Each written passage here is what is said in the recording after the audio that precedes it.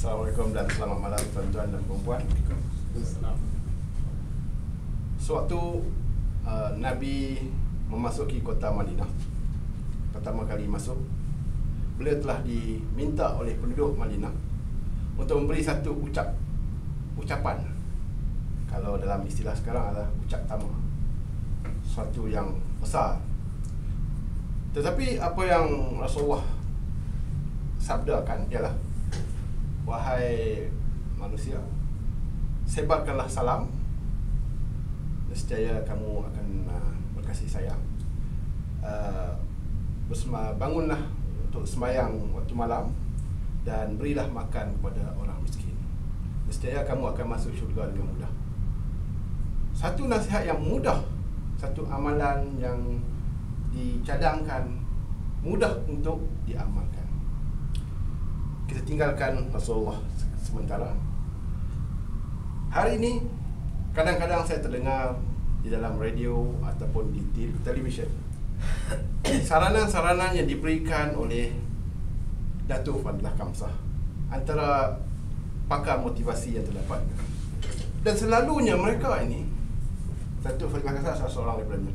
Saya tidaklah anti kepada Datuk Fadilah Khamsah, tetapi apa yang saya komenkan ialah apabila beliau memberi nasihat, terlalu banyak perkara yang hendak diamalkan. Sebagai contoh, terdapat 16 cara untuk menjadi suami yang baik.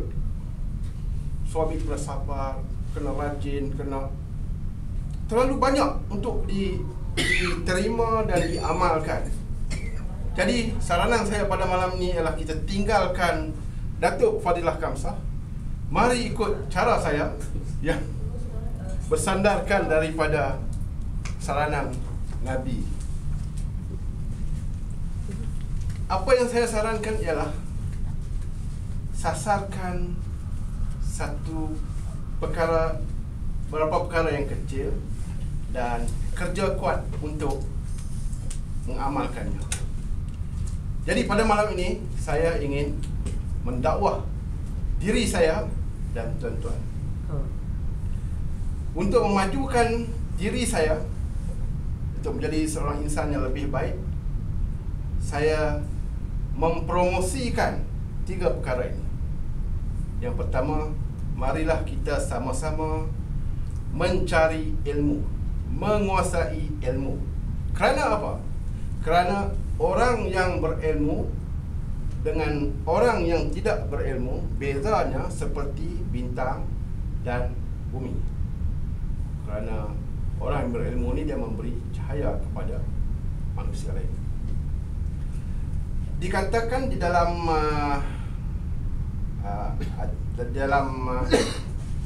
ajaran Islam, satu orang alim lebih ditakuti oleh syaitan dari 1000 orang ahli ibadat yang tidak berilmu.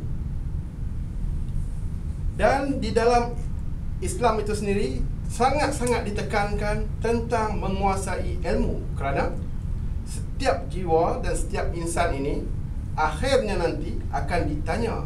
Setiap perbuatannya, setiap percakapannya akan ditanya. Maka kita perlu mengetahui apa perkara yang kita buat dalam amalan kita. Kita mesti mengetahui secara jelas kenapa kita lakukan ini, apakah cara yang betul yang sepatutnya dilakukan. Hal-hal ini hanya akan tercapai sekiranya kita belajar dan mencari ilmu.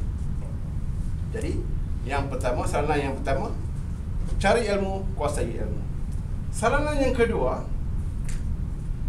selepas menguasai ilmu, kita harus berusaha mengamalkannya.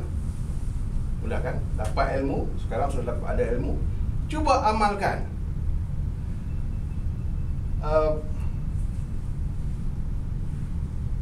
Kita digalakkan, ada satu istilah dipanggil mujahadah, digalakkan untuk berusaha untuk memperbaiki diri kita. Dan sesiapa saja yang bermujahadah ini, yang bersusah payah mengamalkan ini, maka Tuhan akan mempermudahkan jalan untuk bertemu dengan. Jadi kita sudah ada ilmu, kita berusaha mengamalkan sedaya yang kita mampu. Senang kan? Tidak seperti Datuk Fazlul Kamsah tadi, terdapat 34 cara untuk menjadi lelaki sejati. Oh, cuma 4. Seterusnya, selepas kita sudah cuba mengamalkan, langkah ketiga yang perlu kita lakukan ialah berterusan mengamalkannya sehingga kita meninggal dunia. Kerana istiqamah ataupun berterusan melakukan satu amalan walaupun kecil adalah lebih disukai dari melakukan satu amalan yang besar yang dibuat sekali sekala.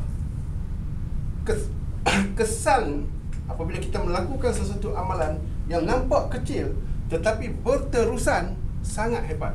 Jangan cakap pasal amalan agama, amalan seharian kita. Kalau kita dapat lakukan sesuatu perkara yang kecil tetapi berterusan adalah kita akan nampak kesannya itu sangat hebat kepada kehidupan kita. Contoh yang senang, rumah kita. Kalau rumah kita, kita boleh satu hari kita kerahkan keluarga kita, mari kita gotong royong bersihkan rumah. Kita dapat lakukan dalam 2 jam. Kemudian kita akan berehat dan selepas itu kita akan tinggalkan keadaan itu selama mungkin 2-3 bulan kemudian. Ramai orang boleh buat macam tu, tetapi yang tidak boleh buat ialah setiap sehari, 2 hari sekali kita akan bersihkan, walaupun sedikit. Tetapi membersihkan berterusan adalah lebih susah dibuat, tetapi kesannya lebih hebat.